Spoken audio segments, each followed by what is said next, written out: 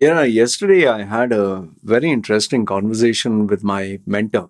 For those of you who do not know, my mentor is Emirati. He is the ex head of the Dubai police.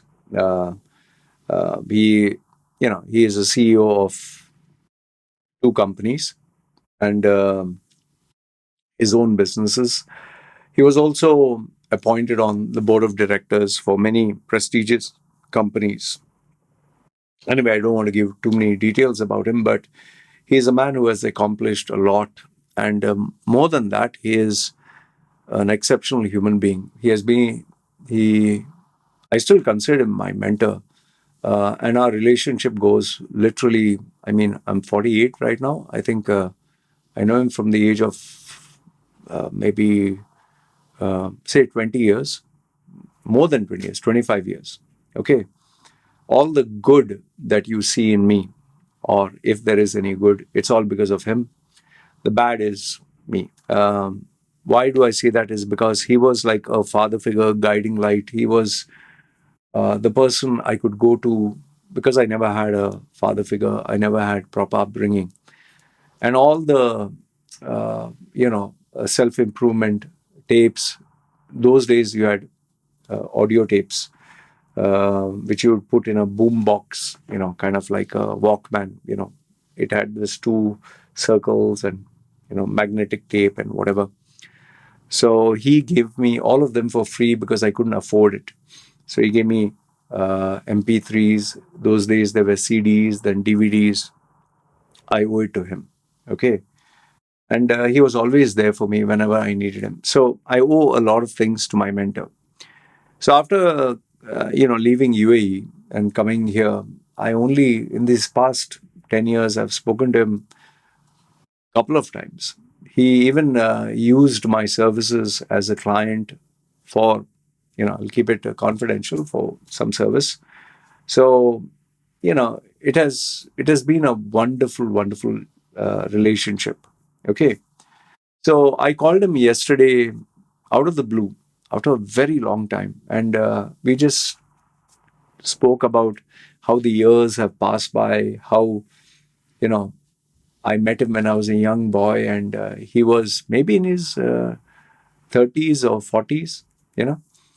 But today he's in his 60s. So we are just talking about it. And then, as we are talking of the good old days and good old times, then I inquired about his ventures because before I left Dubai, uh, he had a couple of projects in mind. He had a couple of company expansion plans. He had a couple of ventures he wanted to get into, investments. Then he wanted to expand his business. So there were a lot of happenings. And he was venturing out into health and fitness, wellness, major, major, big. He was planning to go exhibitions all throughout the Middle East, make it more like a global brand. Okay, and he was investing like in his own self development. Even though, imagine he's in his like 50s that time, he was still studying, learning, and educating himself.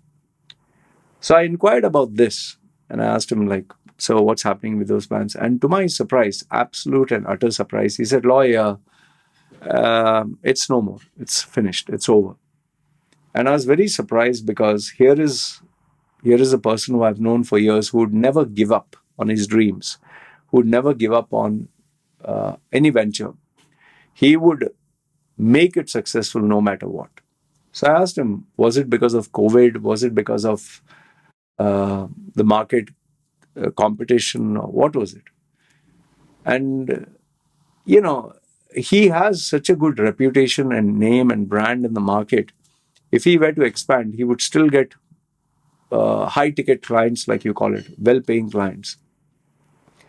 And then he told me, Loy, I am entering my 60s. Today, what matters to me is not my career, not being a CEO, not being part of the board, not having new ventures. I'm self sufficient. I have enough money. I have enough, whatever I have. In fact, I did get a lot of offers to expand, to grow. I I could, quadruple the business, which I strongly believe because I know him very well. I know him very closely. So I chose not to. I've decided to keep it small. And I was just listening, and he said, and the reason for this is I want to spend more time with my family. And, obviously his children, he has grandchildren now. He's a grandfather. So he says, the joy that I get by spending time with my family, the joy that I get by spending with my grandchildren, I think that is more priceless than sitting in the office and working. I think I do work, I do want to work, and I'm going to work until the day I die. I will never retire. But today, family and children and my grandchildren take more importance and precedence. And I wasn't surprised at all. I really wasn't surprised because he is not the first person who told me this. In fact, my cousin, she's someone I have always looked up to. She is in our entire family. She is the most successful in terms of academic education, in terms of corporate life, and she reached the highest levels, almost a couple of notches below the CEO level in a multinational company. And when she decided to change her job for the last hurrah, more or less, she did get offered from a multinational company to a like a local company, more like a private company, to take the reins as a CEO. Okay. And how I know this is because she did use my services. She did pay me for it. I know you might say it's very strange. Why your family pays you? That's how we are. We just because someone might have a restaurant or a business doesn't mean we go eat there for free. We pay. So she had paid me for my services for her rebranding, discussion about the interview, presentations, all those things. And lo and behold, she did get a job offer. However, after reading into the job offer and all that, I told her, so when you're going to start? She said, Loy, let me think about it. And when she did get back to me, she actually declined the job offer to my surprise. And then she told me that she wants to take up something at a lower level, lesser responsibilities.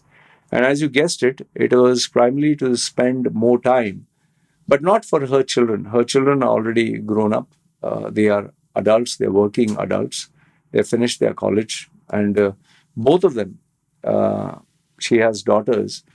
They don't smoke, they don't drink, they don't go out, they don't go for, the nightlife.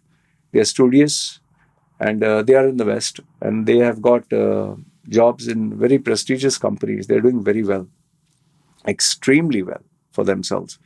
Very beautiful young women. And it's so strange that they don't have any vice, smoking, drinking, nothing, drugs, weed, nothing. And neither do they seem to be like the type who want to be on social media. They don't have any social media presence at all. They just don't like it. So from there, uh, like I was wondering, like, why does she want to spend more time doing what? And there she told me she wants to spend more time doing things that make her happy. More like her own ventures, her own hobbies. So even she didn't want to take up a job that pays a bigger salary, which was quite big, much bigger benefits, housing, insurance for family, travel, VIP. But the only problem is she would have to spend more time in the office, which she didn't want. Because obviously, when you're at the helm as a CEO, you know, you, you are responsible for the brand. And last but not the least, the final example that I want to give you is this happened. Now I'm 48. So this happened when I was at the age of 31, 32. That right. My other mentor that I had, who was the owner of a switchgear company, he was the CEO, and multimillionaire from rags to riches. He was just an ordinary guy who had just basic minimum wage, and he built this big manufacturing plant. And he's a multimillionaire. He doesn't have to work a single day in his life. Him, his children, his grandchildren, maybe his great grandchildren, that much money he has. So, what happened was when I was working with him, we embarked on a journey to bid for a tie-up with a multinational giant. Obviously, details are confidential. Even to this day, obviously, he has trusted me, so will not let it out. And if he had, you know, after if he would sign the dotted line and the agreement, everything was done, he would be one of the largest in his industry, the largest. He would have presence in maybe 5 countries, and he would make maybe 10x, 10 times more. But obviously, it's not going to happen in, like within 1 month or 1 year. It would take time. Okay, so we used to go for meetings. He used to take me with him because he wanted me to learn the business ins and outs. He truly treated me like a mentee. And after all these meetings with rich officials, sheikhs, big shots, everyone, finally it came down to the day after 2 years of negotiations and meetings, going to sign the dotted line. And that is why he said, Loy, give me some time. When we sign this, I'll take you with me. And we were supposed to meet in a 5-star hotel for the signing.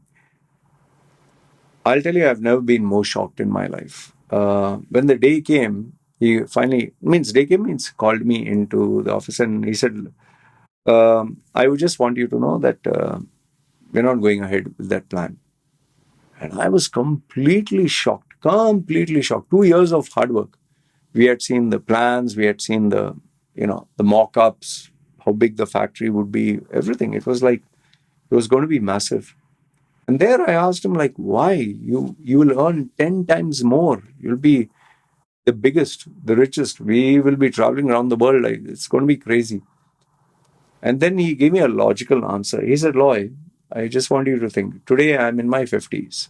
When I started my career, I was in my 20, younger than that. So 20, then 30, 40, 50. It took me 30 years to reach where I am. And it might take me another 10 years. In 10 years or 15 or say 20 years, we will have achieved this goal. But then my children, I'll never get time to spend with them.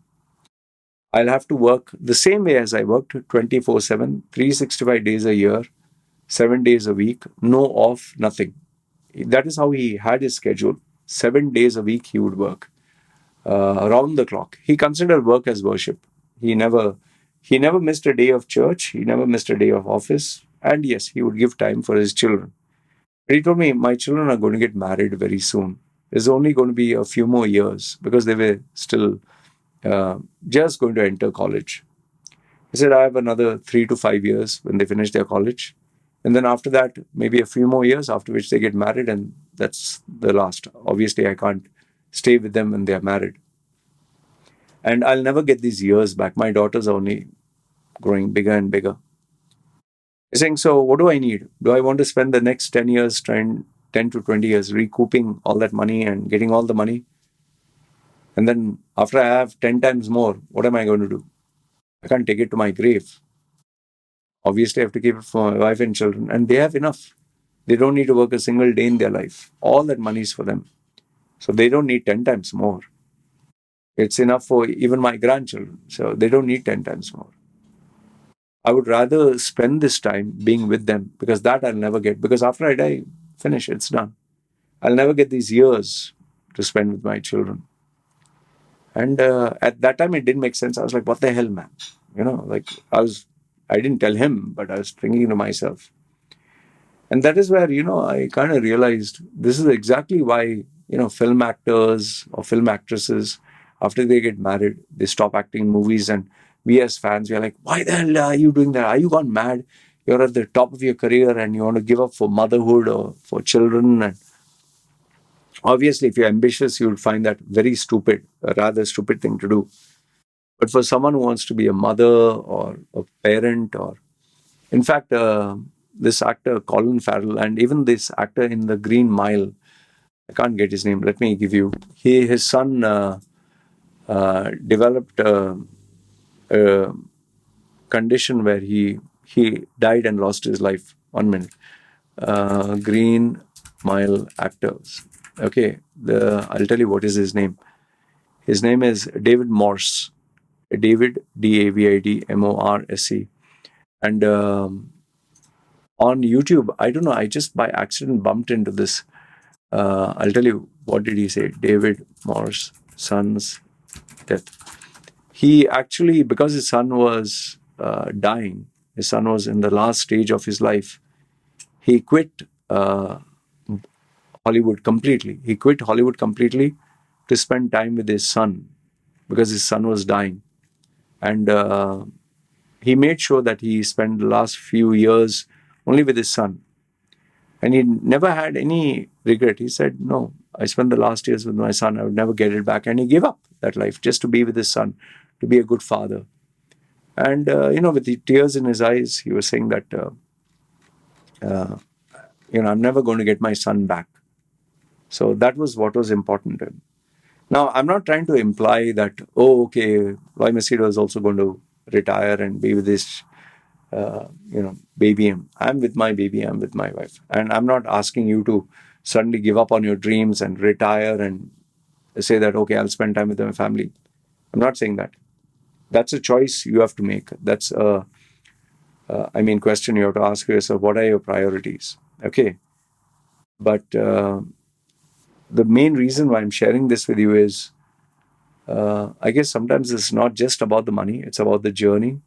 It's about being happy.